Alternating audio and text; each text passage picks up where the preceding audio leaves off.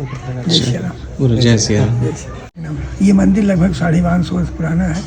यहाँ राम लक्ष्मण सीता हनुमान जी विराजमान है। भगवान यहाँ खाली हाथ है। खाली हाथ है। और यहाँ एक प्रेरणा हम लोगों को भी लिए कि अंत में सबको खाली हाथ जाना है। इतना सुंदर स्वरूप आपको देश में कहीं नहीं मिलेगा। ओके दोस्तों, आज हम आ चुके हैं अयोध्या के 51 घाटों में से प्रसिद्ध घाट गुप्तार घाट, जिसे गोप्रतार घाट या गुप्तहरी घाट के नाम से भी जाना जाता है।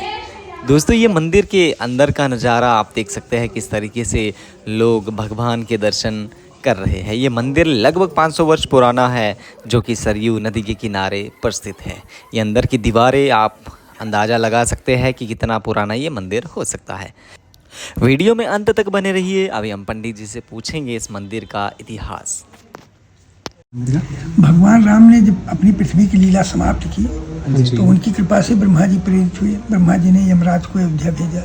यमराज साधु वेश अयोध्या पधारे। यहाँ आए तो भगवान को संदेश दिया कि दूत मिलने आया है। अच्छा। भगवान ने बुलाया, उनको बताया। उन्होंने कहा हम आपसे कुछ वार्ता करना चाहते हैं, लेकिन हमारी आपकी बात को ना कोई सुने ना देखे। जो सुन लेगा या देख लेगा उसे आप प्राणदंड देंगे। राम जी को कहा। राम जी ने स्वीकार कर लिया। उन्होंने लक्ष्मण को पहरे पर किया।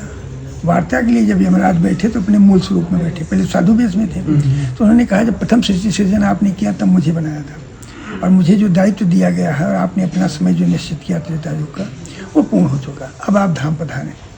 आपका पृथ्वी पर रहना उचित नहीं है, क्योंकि भगवान मानव रूप में थे। यमराज हमारी तरह आपकी तरह ले नहीं जा सकते थे, इसलिए उनको निवेदन कर रहे हैं। अच्छा। माया भी उनकी है। हाँ जी। तो उसी बीच द्वार पे दुर्वासा पधार गए। दुर्वासा ऋषि ने राम जी से मिलने की इच्छा जताई। लक्ष्मण जी ने कहा भी आज्ञा नहीं। वो क्रोधित हुए, बोले हम श्राप दे देंगे, पूरी अयोध्या नष्ट हो जाएगी। अच्छा। लक्ष्मण जी ने सोचा पूरी अयोध्या सुरक्षित रहे, मैं तुम्हारा जाऊंगा, प्रतिज्ञा है। तो मेरे अकेले से पूरा सब सुरक्षित है तो बढ़िया। वो वार्ता कक्ष में चले गए। जैसे गए वार्ता कक्ष में, यमराज ने कह दिया आपके भाई आ गए। यमराज अंतर ध्यान हो गए। राम जी ने पूछा कि लक्ष्मण से किस कारण आना हुआ, तो बताया दुर्वासा ऋषि आपसे तत्क्षण तुरंत मिलना चाह रहे हैं।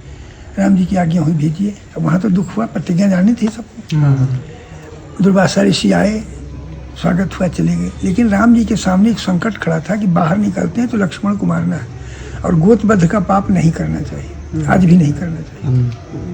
गोत्रवध, अपने कुल में किसी को नहीं मारना चाहिए। अच्छा।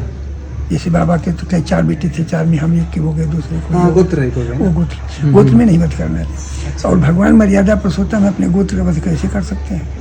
तो उन्होंने बात गुरुदेव को बताई कि इसका कुछ तो निराकरण होगा कहीं। तो गुरुदेव जी ने बताया कि आप लक्ष्मण का परित्याग कर दीजिए, उमें तो दंड के ही बराबर है। राम जी ने वही किया। जब बाहर पधारे राम जी, लक्ष्मण जी ने प्रणाम किया, आशीर्वाद नहीं दिया, बल्कि कहा मेरी आज्ञा का उल्लंघन किया है, इसलिए मैं तुम्हारा परित्याग करता हूँ। तो लक्ष्मण जी उसी समय सरजू तट चले गए।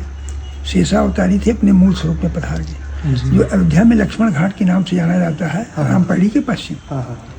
बाद भगवान ने भरत जी से कहा कि सीता भी गई और लक्ष्मण भी गए, हम भी प्रस्थान करेंगे। भरत जी ने कहा हम आपके बिना रह नहीं सकते। उन्होंने शत्रुघ्न जी को बताया। शत्रुघ्न जी मथुरा के राजा थे। उन्होंने कहा हम साथ आए तो साथ ही रहेंगे। लड़कों को राज बांट के मथुरा का चले आए लक्ष्मण जी अयोध्या। अयोध्या में जो 6 भाई थे, राम जी के और भरत जी के और लक्ष्मण जी के बेटों को, इनको दूर दूर का राज दिया गया। वो जम्मू कश्मीर और इन दोनों जगह से श्रावस्ती की तरफ सबको राज देकर सबको विदा कर दिया गया। सब लोग चले गए। बाद में भगवान ने अपने जाने का प्रस्थान किया। उन्होंने भौतिक सुखों का त्याग किया। उन्होंने धनुष छोड़ा, मानव रूप ले लिया। भगवान ने सफ़ेद रेशमी वस्त्र धारण किए, नंगे पैर, हाथ में कुश लिया। उनके साथ अयोध्या की समस्त प्रजा, जीव जंतु पशु पक्षी कीड़े मकोड़े, लिखा गया आदर्श आत्माएं और अस्थावर जंगम। अब उसमें कोई नहीं बचा। पेड़ पौधे भी भगवान के साथ प्रस्थान के तैयार। भगवान चले तो हाथ में कुश लिया। उनके साथ माता महालक्ष्मी, पृथ्वी माता, संहार कारिणी शक्ति के साथ भगवान अयोध्या से प्रस्थान किए। अयोध्या से दूरी बताई 2 कोस पश्चिम पर भगवान सरजू तट पे ठहरे। अच्छा।